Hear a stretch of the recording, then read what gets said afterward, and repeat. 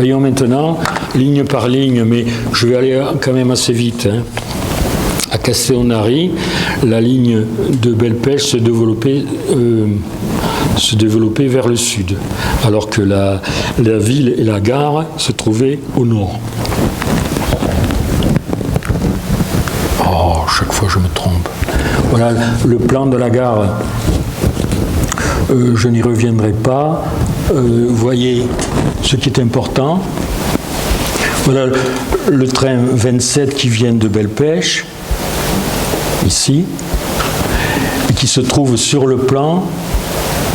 Il se trouve ici. C'est ce qu'on appelle l'entrée de l'octroi. Voilà, l'octroi était là. Et donc la ligne, le bureau de vente ou des voyageurs était ici. Plus tard, on mettra un pont ici parce que normalement le train arrivait ici et puis il fallait qu'il traverse toutes les voies du Midi. Là, il n'y en a qu'une, mais en fait, il y en a deux, il y en a trois même. Et c'était dangereux.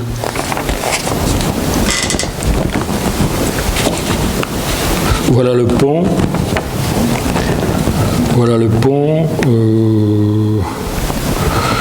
Il a un nom, c'est de type Boy String qui est implanté à l'ouest en 1922 et qui existe toujours.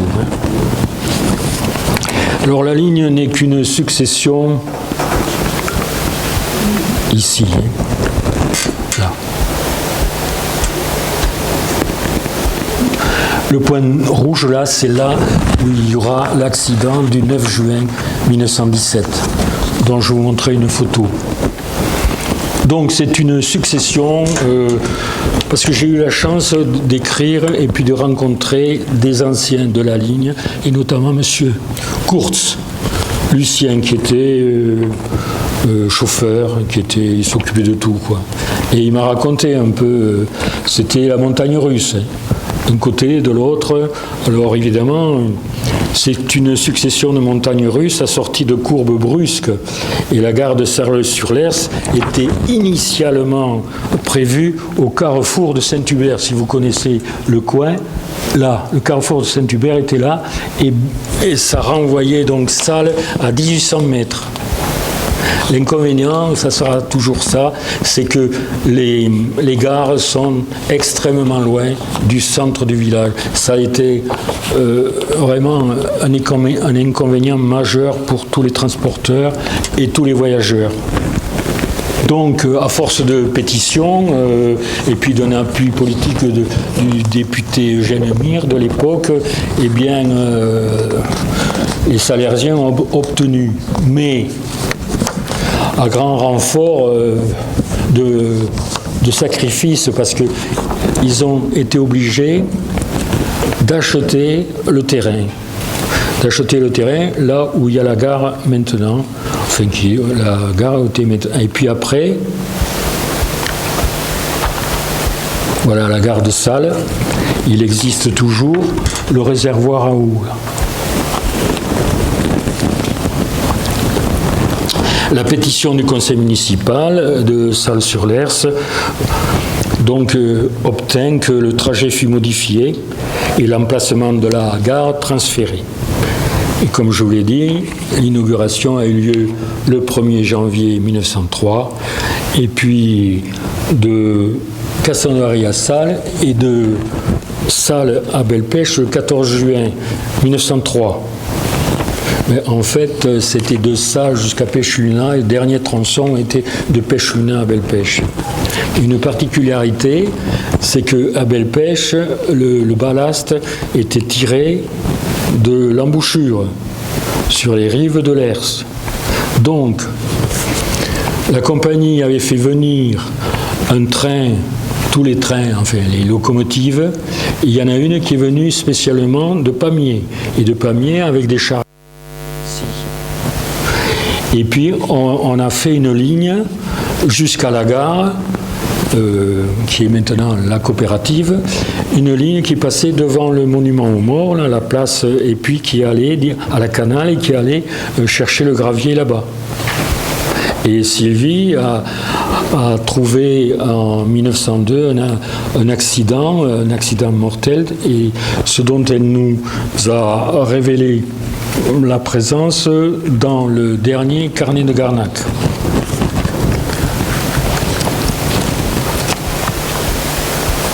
Voilà la gare de Belle-Pêche. Et si je ne vais pas assez vite ou si vous en avez assez, vous me le dites. Hein. On passera aux choses beaucoup plus essentielles. Parce que ça, c'est quand même assez technique. Hein. Bon, voilà après la ligne de Bram.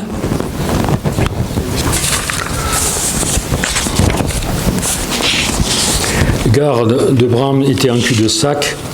Alors la ligne passée, vous voyez le plan de Bram. Il arrivait là, la ligne arrivait ici jusqu'à la rotonde et puis jusqu'à la gare qui est ici.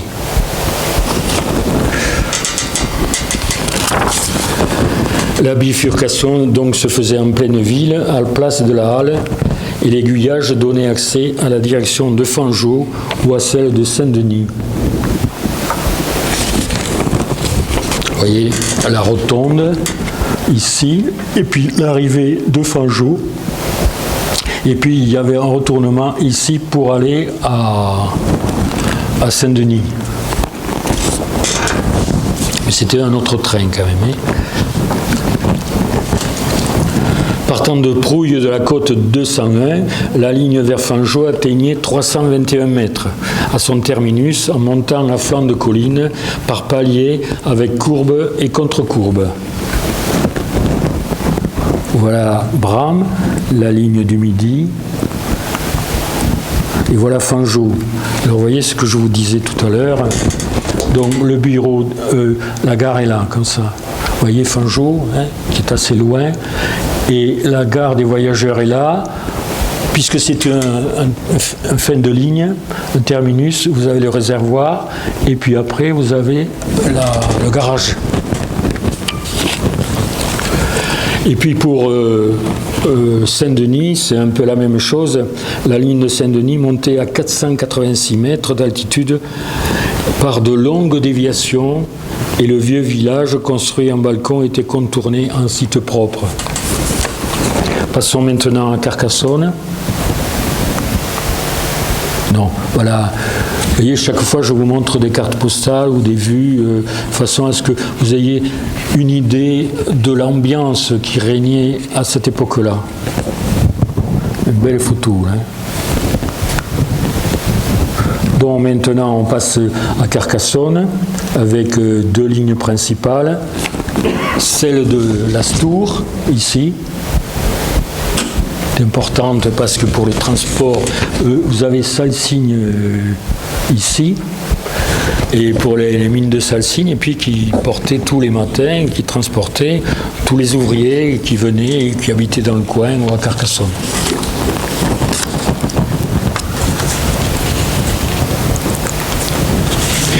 Mais la traversée de Carcassonne, quelle galère! Voilà la gare de Carcassonne. La construction de la ligne Cône-Minervois touchant à sa fin, il devenait indispensable de pouvoir recevoir ces trains à Carcassonne le midi. Refusa de les recevoir le midi, donc c'est la compagnie du midi, hein, la grande ligne. Dans ses emprises, et proposa la gare de l'Estagnol. L'Estagnol qui est ici quand même. Hein. Alors, le bureau de vente et de voyageurs est ici.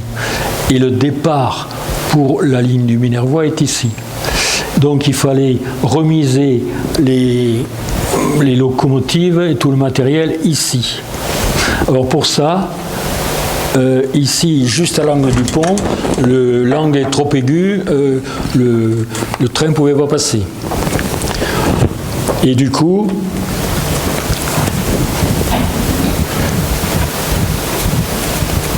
je cherche... Oui, la solution provisoire fut trouvée en établissant un triangle américain devant le pont. Un triangle américain, c'est ça. Le train arrivait comme ça, il allait ici, il revenait comme ça, là, il reculait, et puis il repartait comme ça. Voilà, on appelle ça un triangle américain.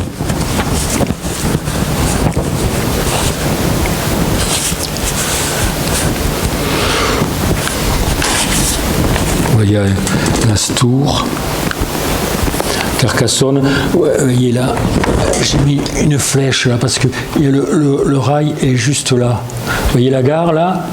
Et le projet, c'était évidemment que la gare des tramways arrive comme ça, le long du canal.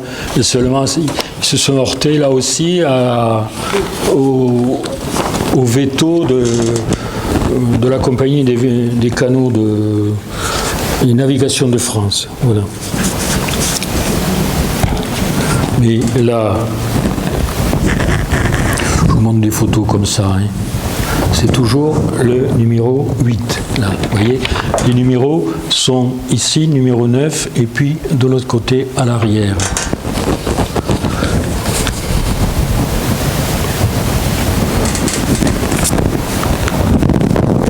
Et qui desservait, c'était une ligne importante, qui desservait donc Conques avec des usines. Et puis là, vous avez le chevalet de Salsigne au fond. Là. Il est toujours en place, hein. On veut le restaurer. Mais je ne sais pas s'ils y arriveront. Hein. Il y a une association qui s'est créée. Donc, on est arrivé à l'Astour, au pied des châteaux cathares, là. Ici. Oh, là. Là. C'est quoi je ne sais plus comment il s'appelle. Alors, cette ligne, vous voyez, qui était desservie aussi par des usines à draps, il y a une très grosse activité dans cette vallée.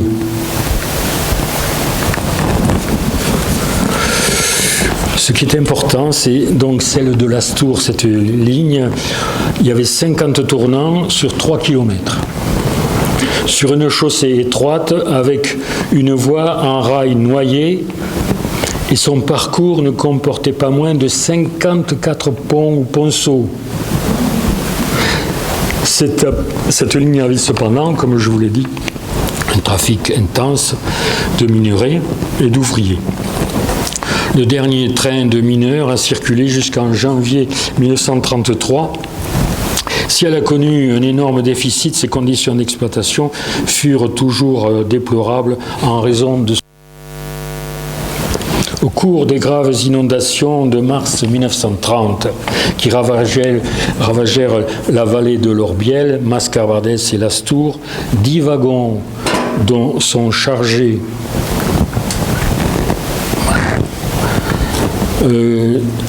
sont chargés furent engloutis en gare de l'Astour par le torrent de la crue qui est ici. C'est juste là. Là. Le torrent, l'Orbiel, il est là. Donc, l'un d'eux fut entraîné sur plus de 2 km et détruisit une pile du pont de Limousin, mais quelques-uns purent être récupérés. Vous voyez maintenant la ligne du Minervois qui va jusqu'à Caunes et puis qui enjambe, qui emprunte donc le département de l'Hérault et après qui revient sur Lézignan. Vous verrez après les temps de parcours de tout ce beau monde. Je passe. Et bien, voilà, quelques photos encore avec la ligne. Vous voyez ça. Là, c'est presque, c'est pas du rail noyé, mais c'est presque en saillie. On arrive à Caunes, toujours la locomotive 9. Le long du bureau des voyageurs et devant une remise. Puis on emprunte évidemment la gare de Siran qui était évidemment entourée d'importantes coopératives vinicoles.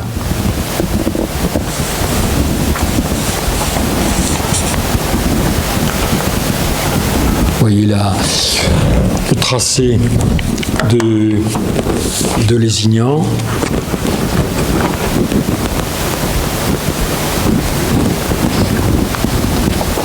Féline Termenet, c'est où? Lézignan. Lézignan, il y avait donc deux gares. Ici, on le voit bien. La gare du Midi et la gare du tramway qui est ici. Et seulement le transfert se faisait par carriole. Et puis plus tard, on a mis une voie en raccordement. Et vous avez ici, vous avez donc la ligne de 7, la grande voie. Les grandes voies. Alors évidemment, à Lézignan, hein, c'est le commerce du vin. Hein.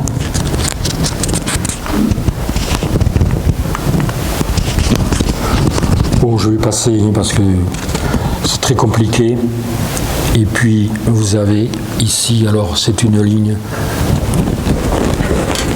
celle-là, là. Les Palais jusqu'à Moutoumé. Vous avez 4 cols. 4 cols. Il y a une photo, je crois. Je vous fais cadeau hein, des plans. Il y a pas mal hein, de la documentation. Ah, celle-là, j'aime bien celle-là. Vous voyez le petit train qui est chargé, évidemment, surtout dans les Corbières, parce qu'il y avait beaucoup de mines et beaucoup d'activités industrielles, on va dire.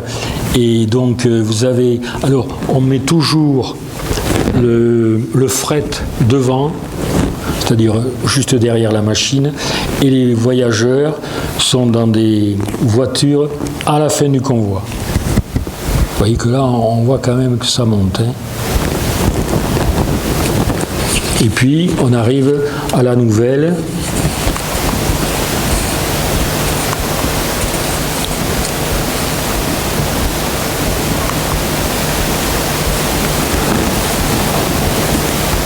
Je vois pas bien là. C'est une raffinerie de soufre. Oui, parce que le massif des Corbières, à de longue date, fait l'objet de recherches minières auxquelles la création des tramways avait donné un coup de fouet et entraîné des regroupements d'exploitations individuelles pour réunir un tonnage suffisant, justifiant le transport par rail au lieu des charrettes ou même des mulets sur les chemins escarpés de la région. Et la découverte en 1910 d'un important filon d'hématite brune manganésée à 5 km à l'est de Villerouge précipita le regroupement et la constitution de la Société des mines de Villerouge et d'Albas. Tout ça, c'est en plein cœur des Corbières. Et puis, nous avons donc la ligne du Narbonnais.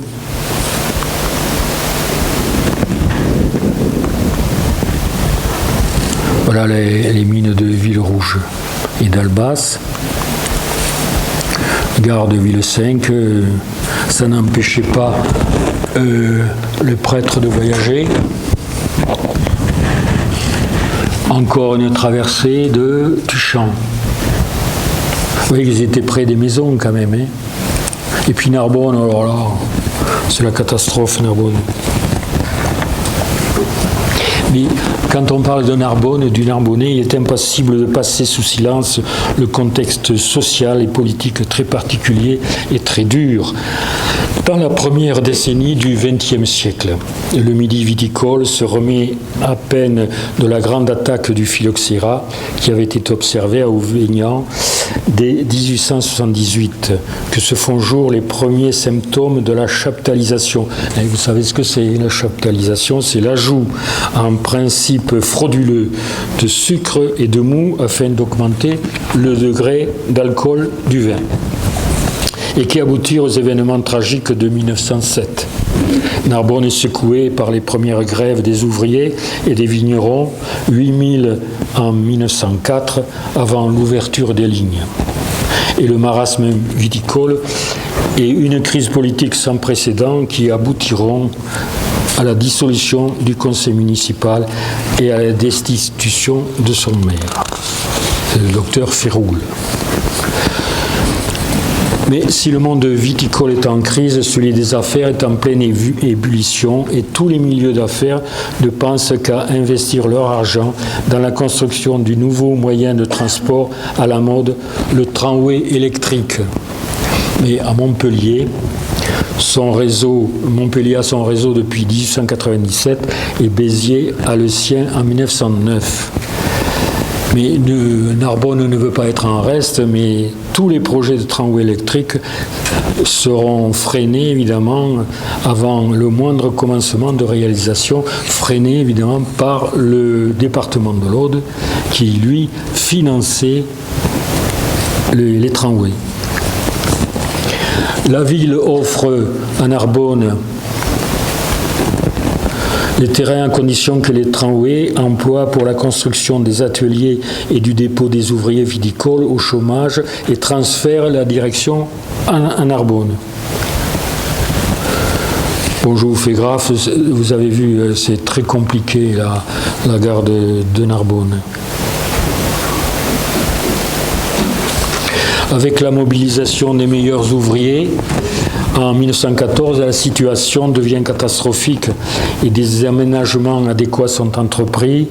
L'alimentation en eau par un pompage dans le canal à Robine, la construction d'un poste électrique de capacité suffisante, agrandissement et modernisation de la chaudronnerie, etc.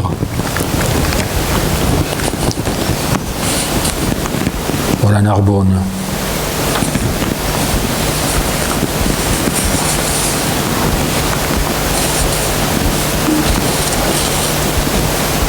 Une belle vue là du train là, ici qui passe là. Vous avez le chemin de fer, vous avez la voie navigable et vous avez même un truc hippomobile. Venons-en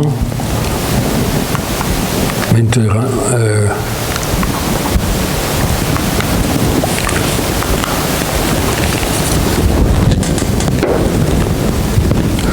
Le matériel roulant.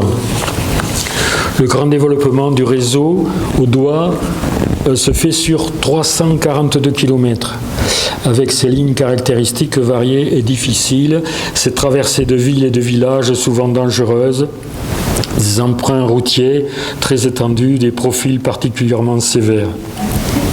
Donc demandant un parc important de locomotives, autorails, voitures et wagons. On aurait pu s'attendre à ce que ce parc soit divers, mais non, avec des matériels inhabituels, il n'en fut rien. La première locomotive, c'est une première commande, a lieu le 15 novembre 1888 et porte sur 35 locomotives numérotées de 1 à 35. Il s'agit de machines du type 3.0T, du type 17 tonnes, des établissements Corbet et Louvet à Paris, mais les usines étaient à Aubervilliers, que j'ai bien connu d'ailleurs. Mais à l'époque, je ne savais pas que j'allais m'occuper du matériel roulant et des locomotives. Voici une locomotive qui fonctionne encore, et c'est une pièce de collection. Vous voyez, CDN, sur la gauche, c'est Côte du Nord. Et elle porte le numéro 39, mais ce sont des collectionneurs qui ont remis en état cette locomotive, dont les caractéristiques sont les suivantes. Le poids à vide 16 tonnes. Le poids en ordre de marche 21 tonnes. Le timbre qui fait 12 bars et demi. Les cylindres, je vous en fais cadeau. Les pistons aussi. La surface de chauffe, c'est 43 mètres carrés. La longueur de la machine, c'est 6,58 m hors tampon. Hein. La largeur, 2,10 m. Vous voyez, ce n'était pas très très important. La capacité des soutes, parce qu'il y a des soutes de chaque côté. Ici, vous avez un réservoir de 1200 litres et de l'autre côté, pareil. possible qui fait 560 kg. Et l'effort de traction est à 3700 kg. Ce modèle de machine fut livré aussi dans les départements de Tarn-et-Garonne, de Saône-et-Loire et de la Vendée. 2 autres livraisons eurent lieu en 1912, 3 machines, et en 1914, 4 machines, 4, 3, 7, et puis 35, et 42 machines. Puis le matériel, voiture à plateforme, on pouvait prendre le frais. C'est un autorail à essence de Dion. De Dion et Bouton par la suite. Voilà le matériel, donc ça c'est... Le réseau comprenait en 1906 le parc 51 voitures, dont la voiture salon de la compagnie. Un salon luxueux. 19 fourgons, 56 couverts, 61 tombereaux et 116 plats. Un plat, c'est ici. Le plat, c'est celui-là. Là. Ce parc fut augmenté au fur et à mesure des besoins et le transport de vin en demi-nuit était effectué sur le plat. Ce qui justifie ce nombre élevé par rapport à d'autres réseaux. Et les wagons plats, il y en avait 116. Les voitures, évidemment, n'étaient pas chauffées. Et à la suite d'une pétition, des usagers de la ligne Carcassonne-Cône demandèrent des bouillantes. Alors la compagnie, jugeant cet équipement trop coûteux, adopta une solution intermédiaire en remettant au chef de train quelques bouillottes que le mécanicien remplissait d'eau chaude et qui étaient remises aux voyageurs qui en faisaient la demande, en commençant par ceux qui effectuaient le trajet le plus long. L'éclairage avait été critiqué. Il fut question à partir de 1920 d'installer l'éclairage électrique. Mais ici encore, le coût fit reculer le département et la compagnie. Alors on envisagea l'emploi de lampes de pétrole avec des réflecteurs polis qui étaient placés dans des lanternes à vitres plates fixées sur les parois des compartiments. Et puis, après 1901,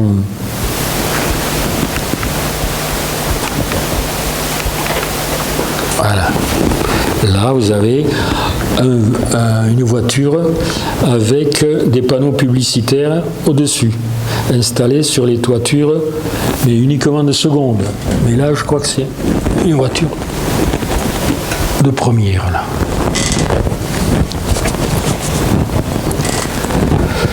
Avant la fin de l'exploitation, et le matériel fut vendu donc en 1933 par Soumission et des revendeurs et les ferrailleurs, notamment M. Worms à Nancy et surtout un ferrailleur de Lyon qui s'appelait M. Bullabois.